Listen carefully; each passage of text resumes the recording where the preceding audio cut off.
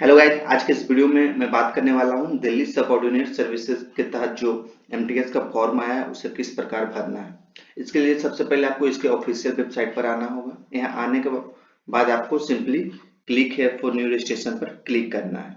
इसका लिंक जो हम डिस्क्रिप्शन में प्रोवाइड कर देंगे, आप वहां से डायरेक्ट इसके लिंक पर आ सकते हैं। ठीक है, सबसे पहले यहाँ पर आपको क्लिक करना है। क्लिक करने के बाद आपसे सबसे पहले पूछा जाएगा आपका नाम।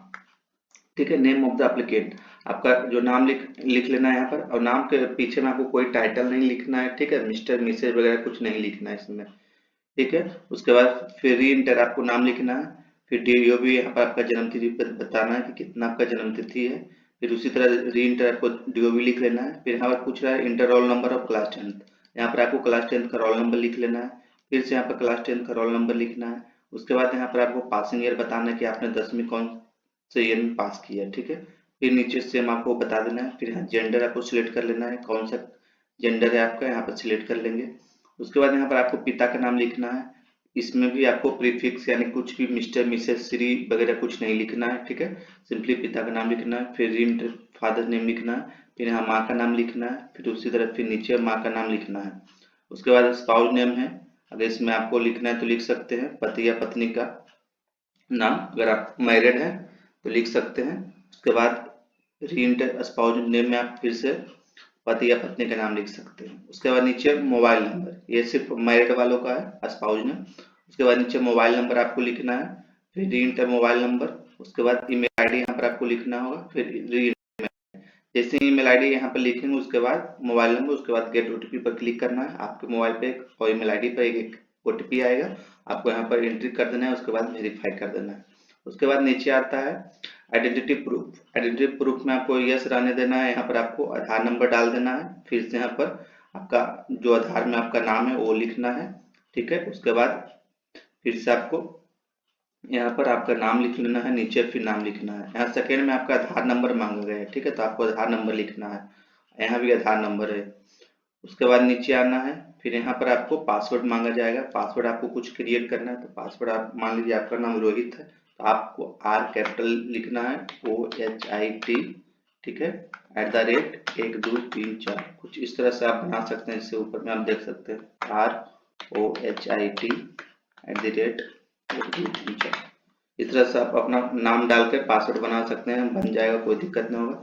उसके बाद सिंपली इस पर क्लिक करना है। उसके बाद रिव्यू कर लेना है, एक बार देख लेना है। ठीक है, उसके बाद लास्ट में आपको यहाँ पर सबमिट पर क्लिक कर देना है।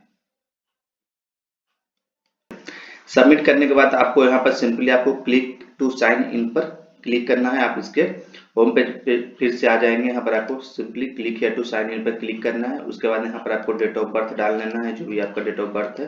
उसके बाद यहाँ पर रोल नंबर आपको लिखना है। फिर यहाँ पर आपका पासिंग ईयर बताना है। फिर यहाँ पर आपने जो पासवर्ड बनाया है वो वहाँ पर डाल लेना है। उसके बाद एक कैप्चा कोड डालना है, फिर साइन इन पर क्लिक करना है। लॉग इन करने के बाद सिंपली आपको यहाँ पर अप्लाई फॉर न्यू एप्लीकेशन पर क्लिक करना होगा। उसके बाद यहाँ पर अप्लाई नाउ पर आपको क्लिक करना है। अप्लाई नाउ पर क्लिक करते ही यहाँ पर सारा डिटेल आपका खुल जाएगा। यहाँ पर आपका प्रेजेंट एड्रेस और पिन कोड मांगा जा रहा है। तो जो भी आपका एड्रेस है यहाँ पर गांव, पोस्ट, थाना सब कुछ लिख देना है। यहाँ पर पिन कोड लिख देना है। अगर आपका प्रेजेंट एड्रेस और परमानेंट एड्रेस सेम रहता है तो सिंपली इस पर आपको क्लिक कर लेना होगा। ठीक है, आपको इस पर भर लेना है। उसके बाद आपको इस पर क्लिक करना है। उसके बाद यहाँ पर आपका कैटेगरी है, आप जिस भी कैटेगरी से बिलोंग करते हैं अपना यहाँ पर कैटेगरी चूज कर लेंगे। जनरल से आता है तो जनरल चॉइस करेंगे। SC ST वाला जो भी है तो SC ST सर्टिफिकेट लगा देंगे। OBC वालों को यहाँ पर क्या है कि उनको जनरल सर्टिफिकेट किया जाएगा। ठीक है, जो OBC दिल्ली के उससे छूट मिलेगा। जो OBC दिल्ली के बाहर का है उसको कोई छूट नहीं मिलेगा, उसको जनरल के तहत माना जाएगा। ठीक है, तो यहाँ पर जो भी कैटेगरी अपना अनुसार चूज कर लेंगे। उसके बाद नीचे यहाँ पर आपका है सर्टिफिकेट नंबर डाल लेना है, इशू डेट डाल लेना है जो भी है। उसके बाद नीचे यहाँ पर जिस भी कैटेगरी से अगर बिलोंग करते हैं, कंट्रेक्चुअल एम्प्लॉय है तो आप इस पर क्लिक कर लेंगे। अगर नहीं है तो इसको नहीं टिक करना है। ठीक है, ये पांचों में जितना भी है आपको देख लेना है। अगर इससे आप बिलोंग करते हैं तो टिक करना है, नहीं तो नहीं करना है। ठीक है, फिर नीचे है डिवाइडेड बाई बोर्ड और एनी अदर एजेंसी, आपको कभी डिवाइडेड किया गया है यानी एग्जाम से वंचित रखा गया है तो यस करना है, नहीं तो नो रहने देना है। सिंपली इस पर आपको क्लिक कर देना है। उसके बाद सेव एंड नेक्स्ट पर क्लिक करना है।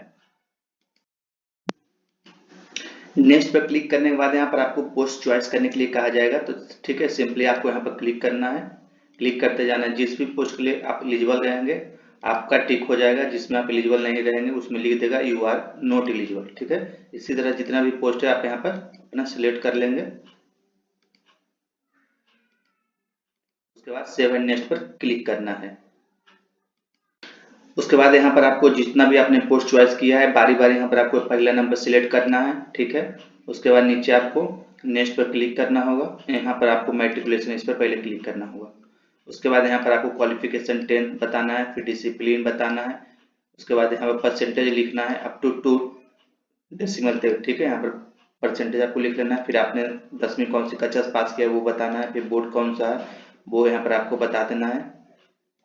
उसके बाद यहाँ पर आपको पासिंग ईयर, पासिंग मंथ बताना है कि आपने कौन सा मंथ में पास किया है और कौन से साल में पास किया है। ठीक है, उसके बाद इंसर्ट पर क्लिक कर देना है।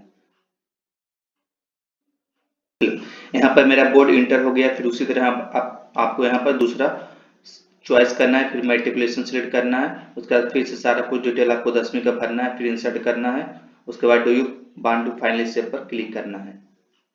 उसके बाद आपको नेक्स्ट पर क्लिक करना होगा।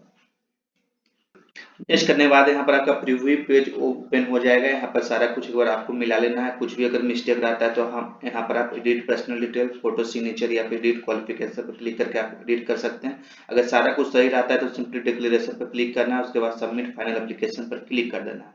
इस पर क्लिक करने के बाद आपका पेमेंट पेज ओपन हो जाएगा। वहाँ पर आपको पेमेंट कर लेना है। वीडियो अच्छा लगे तो लाइक शेयर एंड सब्सक्राइब जरूर करें, ज़्यादा से ज़्यादा शेयर करें।